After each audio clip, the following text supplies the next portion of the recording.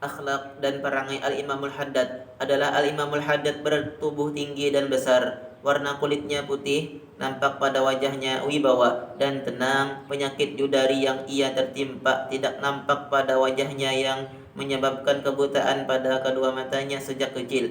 Ia suka tersenyum bila ia merasa senang, wajahnya akan berseri-seri laksana bulan purnama, dan majelisnya penuh dengan ketentraman dan ketenangan serta wibawa yang tinggi. Di masa majelisnya tidak ada yang berani berbuat sia-sia, baik omong-omong kosong atau menggerakkan anggota tubuh tanpa arti, seakan-akan kepala mereka dihinggapi oleh burung. Dan pada majelis Al-Imamul Haddad, murid-muridnya duduk bersila, ada juga yang duduk dalam keadaan iftirash dan tawarruq.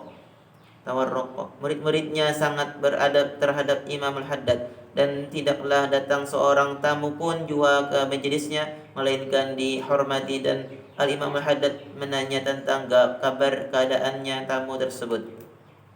Dan adalah setiap yang hadir di majelis Imamul Haddad mereka lupa akan dunia dan seisinya. Terkadang orang yang lapar datang ke majelis itu, ia tidak merasa lapar, dan orang yang sakit datang ke majelis itu, ia tidak merasa sakit, dan orang yang berduka akan hilang dukanya. Mereka tidak ingin majelis itu selesai.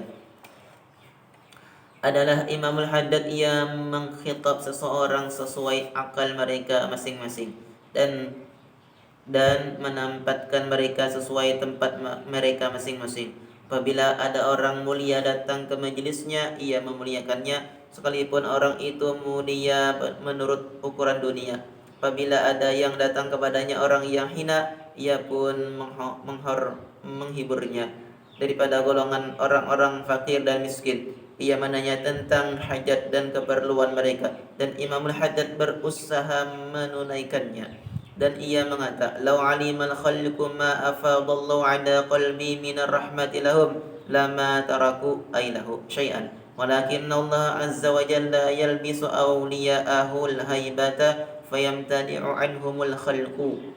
Artinya, seandainya mengetahui para makhluk sesuatu yang dilimpahkan Allah Ta'ala atas hatiku dari rasa rahmat kepada mereka, mereka tidak akan meninggalkanku walau sekejap mata. Akan tetapi Allah Ta'ala memberikan wibawa kepada wali-walinya sehingga para makhluk itu menjadi segan mendekat kepada mereka.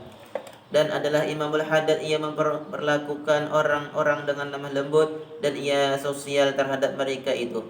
Ia menerima alasan orang lain kepadanya, dan ia memperhatikan kepada mereka semua, baik mereka orang-orang yang baik atau orang-orang yang jahat, dengan pandangan kasih sayang dan rahmat yang sempurna. Ini adalah daripada sifat-sifat Nabi SAW yang diwarisi oleh Al-Imamul Haddad. Tidaklah nampak akhlak Al-Imamul Haddad melainkan itu pada kesempurnaan imannya jua, sebagaimana yang telah disabdakan Nabi SAW, "Akmalul mu'minina imanan ahsanuhum khuluqa." Sepaling sempurnanya iman seseorang adalah sepaling bagus akhlaknya. Adalah Al-Imamul Haddad, ia bersungguh-sungguh atas kesibukan-kesibukan majelisnya dengan membaca kitab-kitab yang bermanfaat dan mematola'ahi pada ilmu-ilmu agama, karena di majelisnya itu dihadiri oleh orang-orang yang alim dan orang yang jahil, dan mereka itu mengharap selamat di negeri akhirat, dan di majelis itu dicegah dan dijaga dari hal-hal yang tiada bermanfaat seperti ghibah dan namimah, menggonceng orang lain, dan mengadu domba pada sesama muslim, atau membicarakan sesuatu urusan dunia yang tidak ada artinya. Dan Imamul Haddad membenci dan sangat tidak suka pada membicarakan orang lain. Allah Ta'ala telah membersihkan lisannya, ia tidak berbicara sama sekali melainkan pada mudzakarah ilmu, zikir, dan nasihat kepada orang muslim, atau hibur mereka yang bersedih, dan tujuan-tujuan yang bagus lainnya daripada sesuatu yang diridhai Allah Ta'ala.